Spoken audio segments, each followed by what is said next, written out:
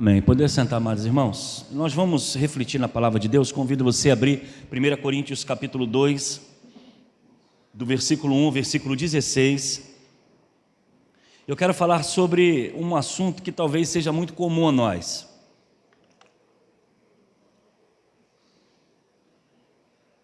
Mas exige de nós uma necessidade de sempre trazer à memória a gloriosa mensagem do Evangelho. Quando nós entendemos essa gloriosa mensagem do Evangelho, e nós sabemos o efeito que ela produz e para o qual ela vem a habitar no coração do homem, nós começamos a ver a necessidade que nós temos como discípulos de Jesus de sermos verdadeiros proclamadores, verdadeiros arautos, verdadeiros semeadores dessa mensagem. O mundo, muitas vezes religioso, o mundo da igreja, o mundo da instituição, ela é muito ativa, ela é muito cheia de programas, ela é muito ativa diante das suas programações, de eventos, de projetos, de cruzadas. Mas de tudo isso que nós fazemos, de tudo isso que nós realizamos, e algumas igrejas realizam muito bem, nós não podemos esquecer a essência de tudo isso. Não está no evento, não está no preletor, não está no palestrante, não está no evento programado, seja na igreja, seja em um hotel ou uma cidade. O que está por trás de tudo isso que nós fazemos é essa mensagem gloriosa, essa mensagem que liberta, que transforma e que salva vidas de pessoas. E quando nós começamos a entender que essa mensagem, ela tem um efeito transformador na vida do indivíduo, como na vida de uma família, de uma cidade, de um país, porque o Evangelho ele transforma, o Evangelho ele reeduca, o Evangelho ele muda, nós vamos entender o poder dessa mensagem que está em nossas mãos. Porque não há causa e nem pessoa e nem situação que venha a tentar se tornar resistente a esse Evangelho poderoso, a essa mensagem poderosa do Cristo crucificado. Se nós, como discípulos, entendermos que os problemas da sociedade dependem exclusivamente da libertação através do Evangelho, nós vamos nos sentir impulsionados a pregar, a ensinar e a falar a todos que estão à nossa volta. Não apenas desejando o nosso próprio interesse ou buscando as nossas próprias bênçãos, ou não indo para a igreja, ou apenas indo para a igreja para buscar aquilo que eu preciso, mas aquilo que a sociedade precisa, aquilo que o Brasil precisa, aquilo que o meu vizinho, meu amigo, meu familiar, as pessoas que passam, meus alunos, os meus clientes precisam. E aí nós vamos entender o que é essa mensagem gloriosa e por que ela é tão importante estar na boca de todos nós, na divulgação desse Evangelho. Então, 1 Coríntios capítulo 2, versículos de 1 a 16, eu quero ler com você a mensagem de sabedoria que o apóstolo Paulo escreveu. E diz assim: irmãos, na primeira vez que estive com vocês, eu não usei de palavras eloquentes, nem sabedoria humana, para lhe apresentar o plano secreto de Deus, pois decidi que enquanto estiver com vocês, me esqueceria de tudo, exceto de Jesus Cristo, aquele que foi crucificado. Fui até vocês em fraqueza, atemorizado e trêmulo. Minha mensagem e a minha pregação foram muito simples. Em vez de usar argumentos persuasivos e astutos, me firmei no poder do Espírito. Agi desse modo para que vocês não se apoiassem em sabedoria humana, mas no poder de Deus. No entanto, quando estamos entre pessoas maduras, falamos com palavras de sabedoria, mas não com o tipo de sabedoria desta era ou dos seus governantes, que logo cai em esquecimento. Pelo contrário, a sabedoria a quem nos referimos é o mistério de Deus, seu plano antissecreto e oculto, embora ele o tenha elaborado para a nossa glória antes do começo do mundo. Os governantes desta era, por sua vez, não a entenderam, pois se a houvessem entendido, não teriam crucificado o Senhor da glória. É a isso que as Escrituras se referem quando dizem: olho nenhum viu, ouvido nenhum ouviu, e mente nenhuma imaginou o que Deus preparou para aqueles que o amam. Mas foi a nós que Deus revelou essas coisas pelo seu Espírito, pois o Espírito sonda todas as coisas, até os segredos mais profundos de Deus. Pois quem conhece os pensamentos de uma pessoa, senão o próprio espírito dela? Da mesma forma, ninguém conhece os pensamentos de Deus, senão o Espírito de Deus.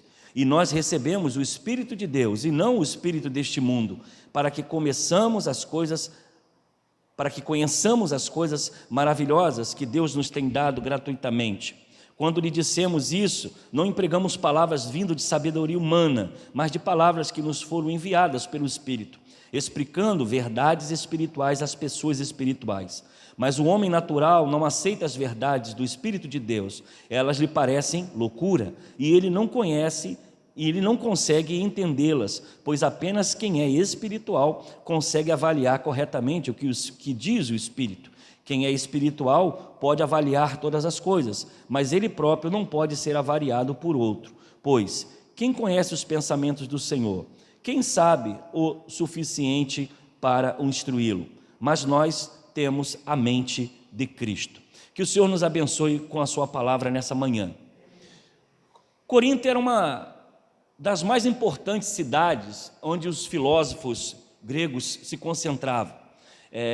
Eles davam muita importância, essa cidade, à discussão teológica. As praças eram locais de reuniões em que os filósofos debatiam as suas ideias, e era alguma coisa parecida como hoje, né? Hoje você se reúne em um estádio, uma praça, para ver um futebol, para ver algo acontecendo, uma competição olímpica. No tempo da Grécia, os gregos eles tinham esse hábito de se reunirem em praças para debater ideias, oradores, pensadores, filósofos, desenvolvia os seus pensamentos.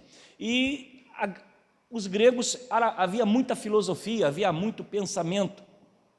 E a cidade de Corinto era uma das maiores centros da vivência, era o centro intelectual, era um local onde havia muita promiscuidade, havia muito liberalismo, havia a prostituição, o homossexualismo, era praticado abertamente na cidade. E isso, muitas vezes, tinha até ligação em práticas religiosas da época, ou seja, religiosa em relação às religiões e aos deuses daquele período. O Evangelho de Jesus ele vem trazendo uma integridade a essa cidade. Paulo vai trazer uma mensagem libertadora, de quebra de paradigmas, de conceitos, de ideias. Ele vem trazendo uma nova revolução, ele vem trazendo um novo conceito, não só para a cidade em si, como também para os indivíduos que ali viviam. E a integridade do Evangelho, ela está compreendida nessa mensagem de Corinto em algumas partes. Primeiro, um Evangelho que você conseguia ver que quando a igreja de Corinto começa a crescer, ela começa a tomar forma, há uma mistura de pensamento da filosofia grega com o cristianismo.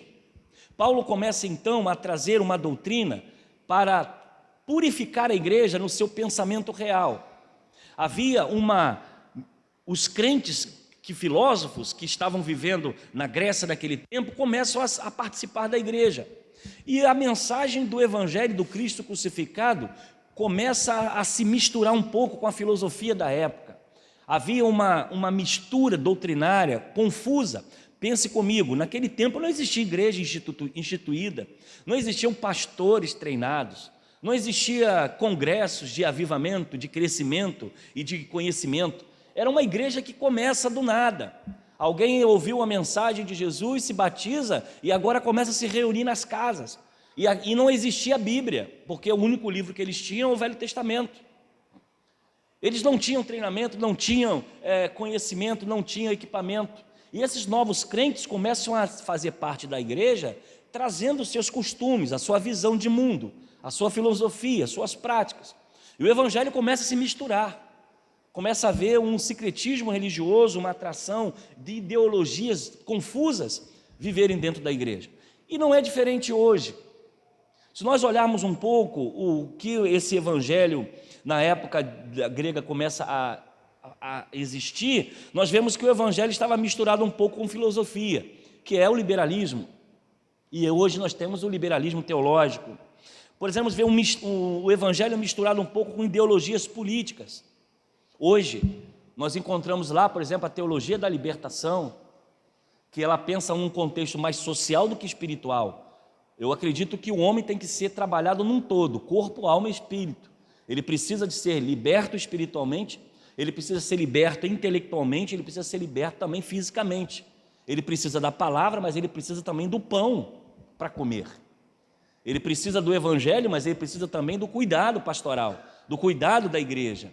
E não só o cuidado físico, esquecendo que existe algo que transcende a nós. Há uma mensagem cristã hoje evangélica, de uma teologia da libertação, não só católica, mas também protestante, em que a obra social ela é colocada mais em evidência do que o trabalho espiritual, em que é mais importante você fazer a caridade ou acolher o pobre do que pregar para ele de Jesus.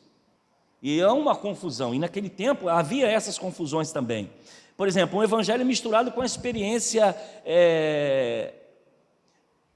experiências místicas. Um evangelho em que a filosofia grega e os deuses gregos começam agora a fazer parte também da igreja. E o misticismo está presente nessa igreja primitiva de Corinto. E hoje não é diferente. Nós encontramos a oração não é mais suficiente. O poder do nome de Jesus, que a Bíblia diz que é o nome sobre todo nome, em que milagres, em que a libertação acontece, inclusive até que os demônios são expulsos, hoje é necessário algum objeto, algum item, alguma roupa, para que esse milagre venha acontecer. Então nós temos aqui uma experiência mística nessa igreja que recebe os filósofos e os gregos, e Paulo está combatendo, e não é diferente de hoje. E também nós vemos um evangelho misturado com pragmatismo. O que é pragmatismo? É aquilo que funciona. Não importa mais a ética, não importa mais o que é correto, não importa mais o que é certo, o que importa é o que funciona. E nós temos um evangelho de mercado. Quanto mais eu faço, mais eu traio gente. Quanto mais eu agrado a comunidade, quanto mais eu trago atrações, quanto mais eu trago personalidades, quanto mais eu faço um evangelho de circo, mais clientes eu tenho. E aí você tem um evangelho de mercado, que não busca a libertação, mas busca simplesmente o número de membros, a numeração de pessoas, não busca a vida íntegra, ética, moral, santa, perfeita, como a palavra diz, mas procura um evangelho de atração. E existe também o evangelho do intelectualismo, aquele evangelho em que as pessoas se debruçam em livros, comem livros, vivem de livros, vive de estudo, vive de consciência, vive de palavras bonitas, mas que não produzem frutos, não convertem, não salvam, não pregam, não ensinam, vivem para si, um evangelho individualista. E os filósofos faziam isso muito bem.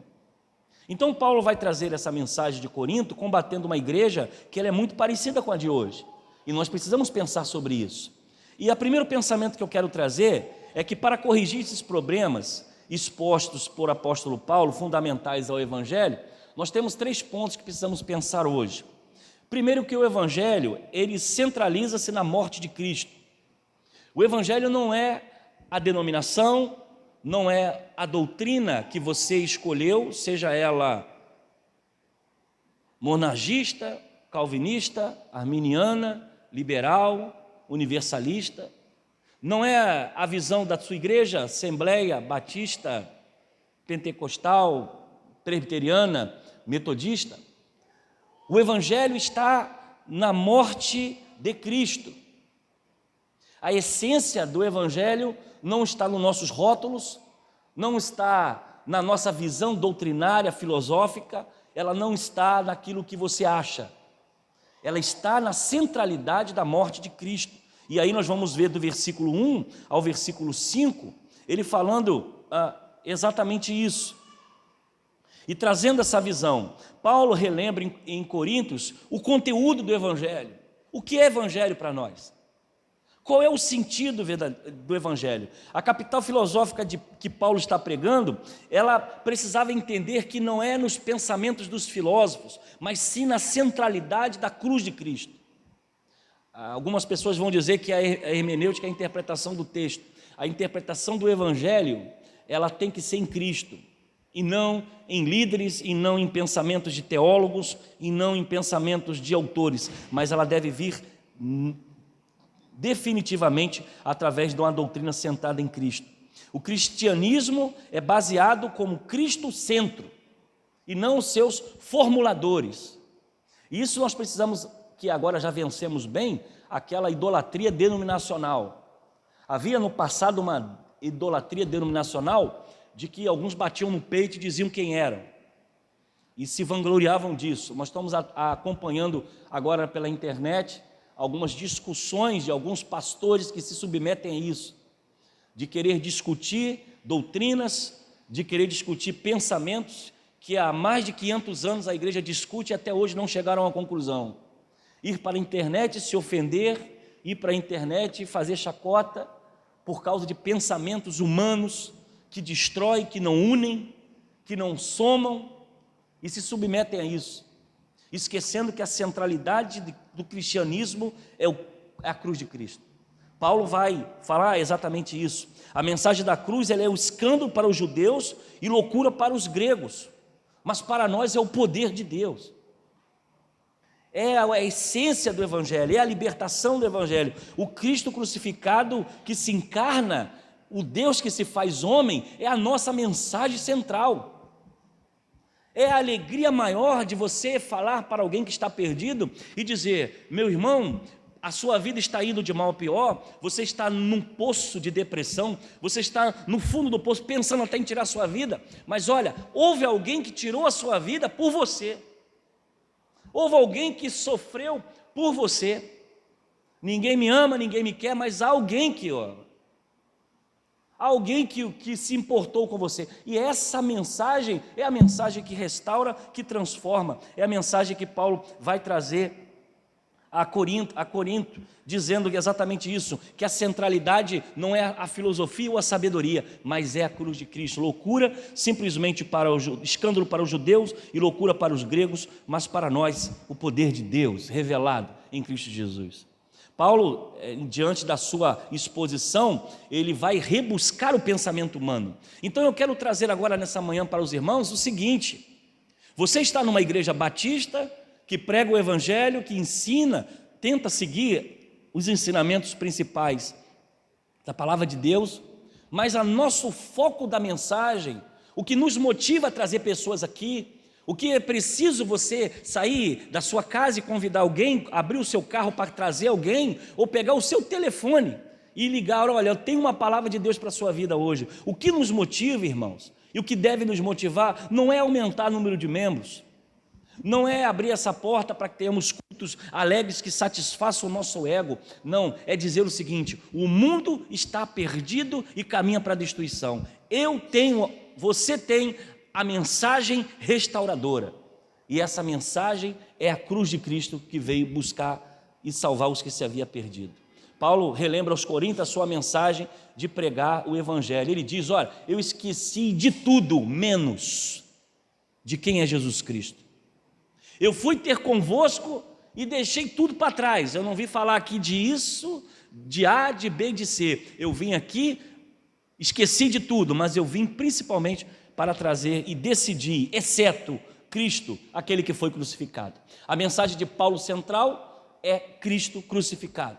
Não são as suas ideologias, não é a sua visão doutrinária, não é o seu pensamento, mas Cristo crucificado. Se nós precisamos levar essa mensagem gloriosa, não é transformar a igreja em um partido político, não é transformar a igreja em uma bandeira denominacional, não é transformar a doutrina em algo idealizado seu, mas é um Cristo que morreu e que veio salvar e buscar os perdidos. Segundo, o Evangelho é parte do plano eterno de Deus. Quando você lê o versículo 6 ao versículo 9, você vai observar que Paulo, quando fala, ele diz o seguinte: enquanto estamos entre pessoas maduras, falamos como pessoas de sabedoria, mas não como tipo de sabedoria desta era, ou dos seus governantes, que logo caem em esquecimento. Ele está batendo em quem? Está batendo na filosofia, porque eles se reuniam apenas para falar coisas que transcendem, que nada edificam, que muitas vezes traz mais confusão do que edificação.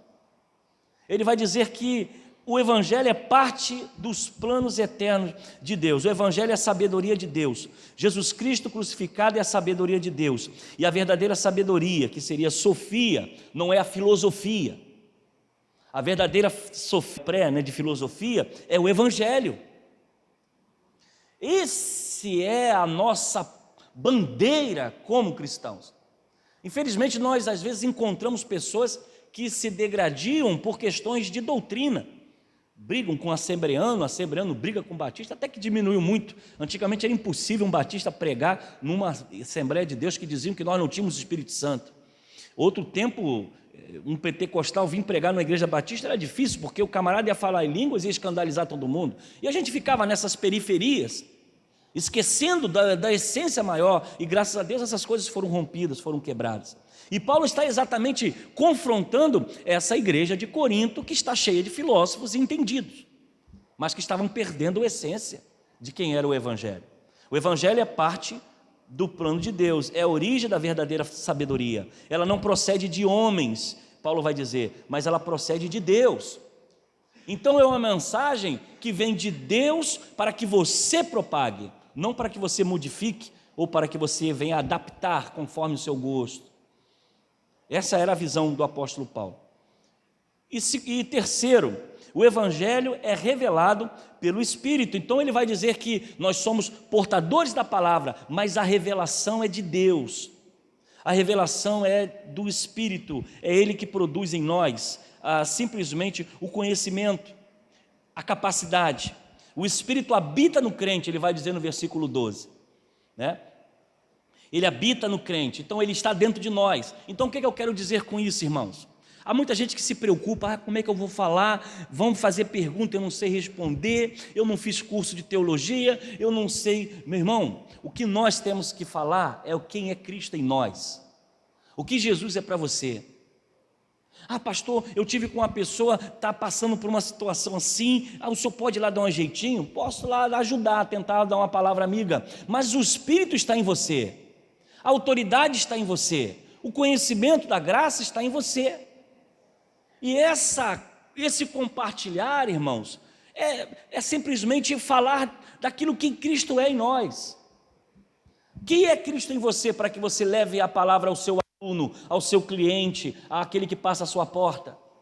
Que medo você tem de falar que Jesus é bom? O que nos impede de dizer para o perdido, olha, tem esperança porque eu recebi essa esperança? Não existe, irmãos, nenhum diploma que venha dar isso. Isso é fé, isso é esperança, isso tem que estar dentro do nosso coração. Isso procede de Deus, sabedoria de Deus, não sabedoria de homens, mas sabedoria de Deus para falar aos perdidos. Agora, nós não podemos negar a nossa fé e nós não podemos deixar de plantar a semente. O Evangelho glorioso está em suas mãos. O Espírito Santo, ele ensina os crentes como deve proceder. Isso está lá no versículo 12 a 13, você vai ver exatamente isso.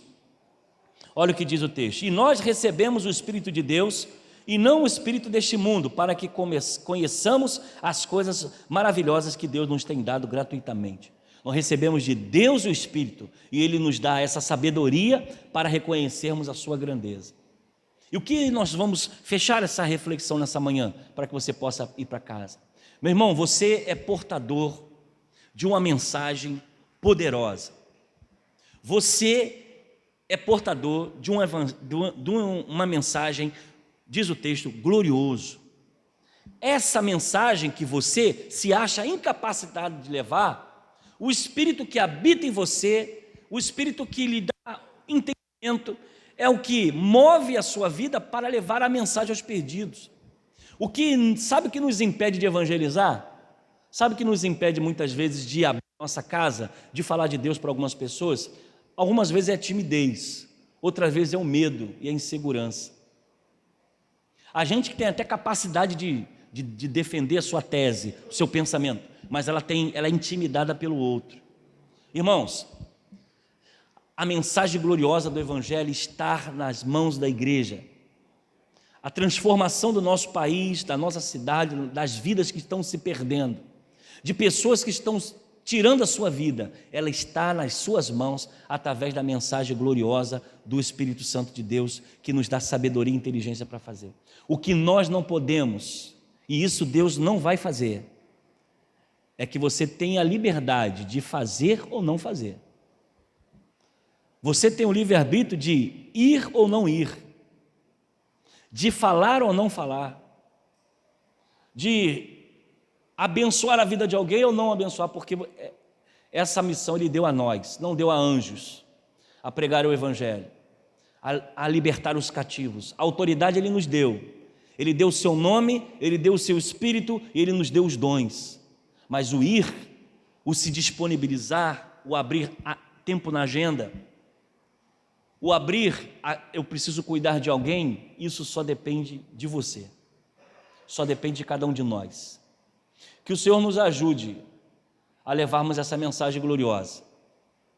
Que o Senhor nos ajude a não ter um evangelho apenas teóricos, de enchermos de conhecimento sem fruto, sem vidas. Que possamos crescer na graça, no conhecimento, mas que a nossa igreja também possa abençoar, libertando e levando essa mensagem, que é claro que é o Espírito que toca, é o Espírito que convence, nós apenas somos semeadores. E a Bíblia vai dizer, a semente que cai na pedra, a semente que cai nos espinhos, mas a semente que cai em terra fértil. Eu não sei aonde a semente vai cair, eu preciso lançar a semente.